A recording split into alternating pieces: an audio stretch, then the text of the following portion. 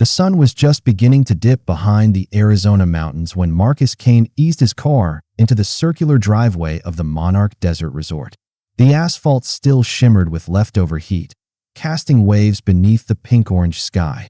In the back seat, 9-year-old Lena lay asleep, her cheek pressed against the window, clutching a crumpled birthday card and a stuffed bear. Marcus sat still for a moment, one hand on the gear shift, the other resting on the steering wheel. He didn't look like someone important. Plain navy t-shirt, old sneakers, and the kind of face that looked more comfortable solving problems than asking for help. But there was something about him. Quiet steadiness. A presence that filled the car even in silence. He leaned back and glanced in the mirror. "Hey, birthday girl," he said gently. "We made it." Lena stirred, rubbing her eyes. "Is the waterfall real?" she asked. Marcus sat on the edge of the stone bench near the lobby's indoor waterfall. Lena nestled close beside him, her small hand wrapped around his. The water danced behind them, but its calming rhythm could not quite erase the chill that had settled over the space. "Did they forget our room?" Lena asked, her voice soft, uncertain. Marcus looked down at her, the corners of his mouth lifting, just enough to offer comfort. "No," he said gently. "Sometimes people only see what they expect to see." Lena leaned her head against his shoulder. She did not understand the deeper meaning yet, but she would one day. As they waited, Marcus's mind drifted. The last time he had sat still in silence like this, he had been in uniform, listening to desert wind whip through an open tent flap overseas.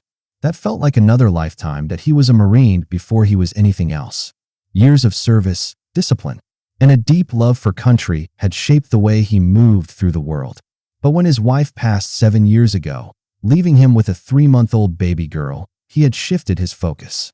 That little girl became his entire world. Every investment, every late night, every quiet business deal made in the background was all for her. Marcus never craved spotlight. That was why he had chosen to remain a silent partner when he acquired this resort through Kane Holdings. He believed in its potential, a peaceful escape nestled in the desert, but he had no need for his face to be on plaques or newsletters. Let others handle the handshakes and ribbon cuttings. He would focus on integrity, quality, and quiet leadership. This trip had not been about oversight or inspections. It was about Lena. Last month, she had seen a picture of the Monarch Desert Resort online, its marble floors, towering palms, and most importantly, the waterfall that shimmered like a curtain of glass. She had pointed and said, "Daddy, that looks like magic." So he had booked the trip as a surprise for her birthday. He could have sent someone ahead to announce his arrival, could have called the manager directly, but Marcus wanted to experience it the way any guest would. An ordinary father, sharing a special weekend with his daughter. That was the point. Now he felt the weight of that choice. Still, he stood again and approached the front desk. Jenna looked up, her smile tight and her voice clipped. "Sir, I already told you. There is nothing under that name." "I understand," Marcus said calmly. "Could you please double-check?" "I booked directly through Kane Holdings, under Marcus Kane." She sighed, fingers hovering reluctantly over the keyboard. Then she shook her head again, not even pretending to try. "I am sorry. There is nothing I can do." Before Marcus could respond, a voice spoke from just behind the counter. "Let me take a look." A young man in a neatly pressed vest stepped forward. His name tag read Andre Morales. He slid beside Jenna and typed a few lines quickly. After only a few seconds, he looked up. "Yes, here it is. Marcus Kane. 2 nights. Executive level. Special instructions noted. Child amenities included." Jenna went silent. Marcus gave a small nod. "Thank you." Andre cleared his throat. "Would you like me to walk you and your daughter to your room, sir?" Marcus glanced toward Lena, who was now watching from the bench, her feet swinging back and forth. "Yes," he said quietly. "That would be appreciated." As they walked toward the elevators, Marcus felt the shift, not just in how he was being treated, but in the air itself. A crack in the smooth veneer that he had not come to make waves. But the ripple had started, and this time, he would not be stepping around it. Andre Morales tapped the keyboard one more time and tilted the monitor slightly, just enough for Jenna to see it. Confirmed. Room 214. Deluxe Executive Suite. Booked. Under Marcus Kane. Through Kane Holdings. He said with quiet clarity. Jenna's face tightened. Her mouth opened slightly, then closed. The color in her cheeks shifted, but she said nothing. Andre looked at Marcus and offered a professional smile. I truly apologize for the confusion, sir. Marcus remained still. He did not reach for the room keys that Andre had printed and placed gently on the counter. He simply looked at Jenna, then at Andre. I appreciate your help, Marcus said, voice calm. But before we head up, I would like to speak with your assistant general manager, Diana Fuller, is it? Andre hesitated. Jenna straightened slightly, but still avoided eye contact. Ms. Fuller is not available at the moment, she said. Quickly, she is on a call. Marcus gave a single nod. Then I will wait. Jenna blinked. Sir, the room is ready. There is really no need to. I said I will wait, Marcus repeated. Not loud, not angry, just final. Andre gave a respectful nod. You are welcome to use the lounge or remain seated here, sir. I will notify her that you are requesting a meeting. Marcus nodded once and turned back toward the waterfall.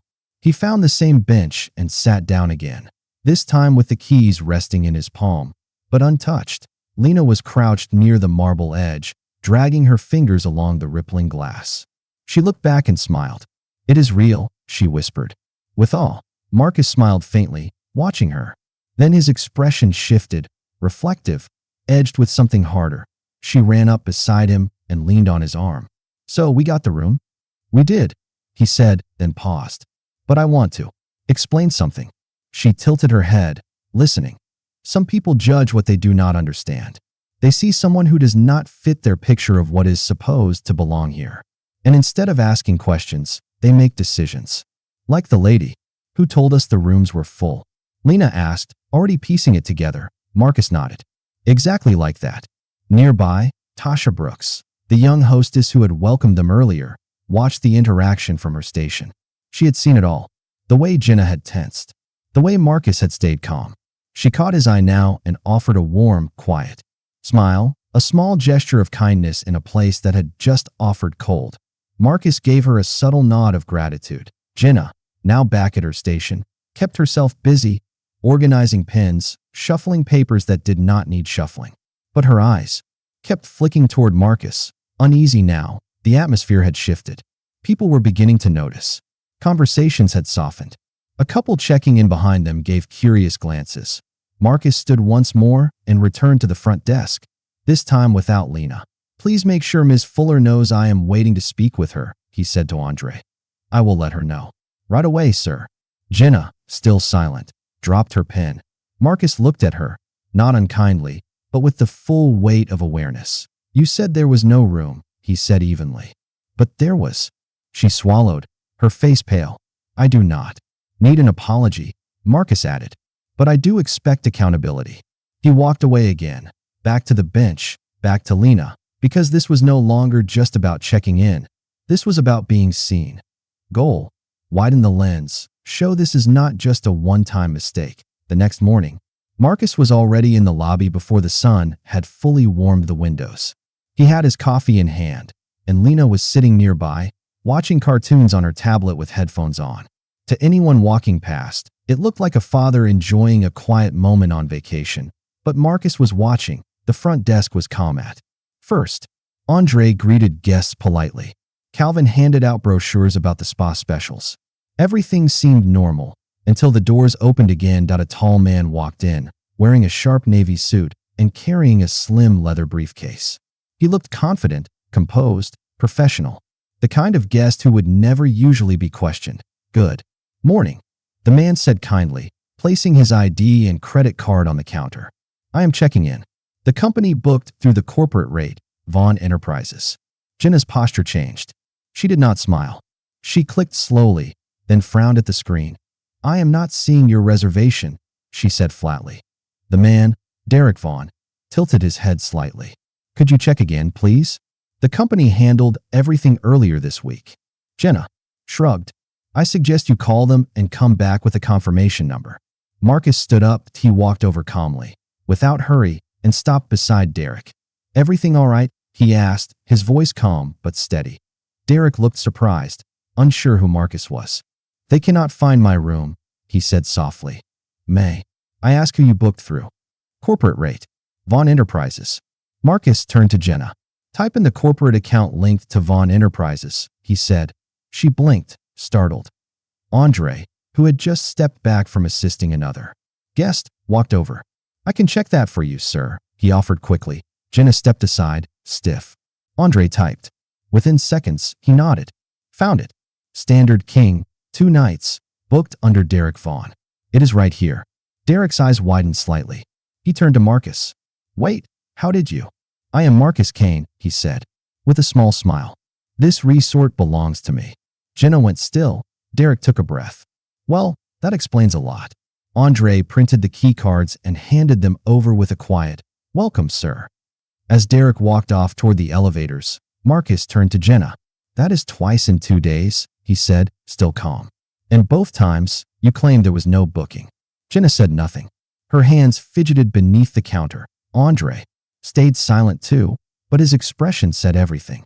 He had seen enough. Marcus stepped away without waiting for a reply. He walked back to Lena, who had pulled off her headphones and was watching him closely. "Did you fix it again?" she asked, voice small. Marcus nodded once. "We are working on it." All around them, the mood in the lobby had shifted. Staff members glanced at one another. Calvin stood straighter. The hostess, Tasha, made eye contact with Marcus and gave a small nod. The story was spreading, and so was the awareness. Marcus sat back down beside Lena, coffee untouched. He was not just a guest anymore. He was not even just the owner. He was becoming the quiet force behind a slow but visible shift in the air, because this was never just about his room or even his daughter's birthday. This was about something deeper, and now, more than ever, Marcus was paying attention. Goal, deliver. Truth. Drop the full weight of who Marcus is. By mid-afternoon, a message arrived at the front desk. "Mr. Kane, you are welcome in the executive lounge at your convenience. Assistant General Manager Diana Fuller and Regional Director Richard Harlan are both available to speak." Marcus read the note, then looked toward Lena, who was finishing a cup of fruit and flipping through a resort magazine. "I have to talk to some people for a few minutes," he told her. "Want to hang in the room and watch cartoons?" She nodded eagerly. "Can I have the volume loud?" He smiled. "As loud as the walls allow." He walked calmly through the quiet hallways toward the executive lounge. It was cool inside, quiet. Sunlight filtered through high windows, casting soft patterns on the carpet. Waiting inside were 2 people, Diana Fuller, in a charcoal gray suit with a tablet in hand, and Richard Harlan, a taller man with a clipped white beard and no tie. Marcus entered with quiet confidence. "Mr. Kane," Diana said, rising quickly. "Thank you for meeting us." Richard stepped forward. "Pleasure, sir. I flew in from Denver this morning as soon as I was briefed." They shook hands. Marcus took a seat and folded his hands in front of him. "I assume you have seen the reports," he said. "We have," Richard replied, "and we would like to personally apologize." Marcus nodded slightly. "Let me be clear. This was not about a delayed check-in. It was not about a missing confirmation number." He paused. "This was about something deeper. A choice. A pattern. And I believe you both know it." Diana looked down. Richard straightened in his chair. "There was nothing wrong with your system," Marcus continued. "The file was in place. The reservation was confirmed. The name, my name, was visible. But someone looked at me and decided I did not belong here." He let the words hang. "I want to be very specific with you. This resort is not just a line item on a balance sheet to me. I chose this property because I believed it could be better. Not just better rooms or newer decor. Better values." Richard nodded slowly. "We understand." Diana has already placed the employee involved, Jenna, on administrative leave pending a full review. Marcus did not flinch. "This is not about one employee. You do not fix a rotten beam by painting it. You fix it by checking the whole structure." Diana looked up. "We are reviewing internal training, bias awareness, guest treatment protocols, chain standards." Marcus held up a hand. "I do not want this turned into a PowerPoint presentation or a morning memo. I want this used as a real case study. Something your team has to walk through, step by step.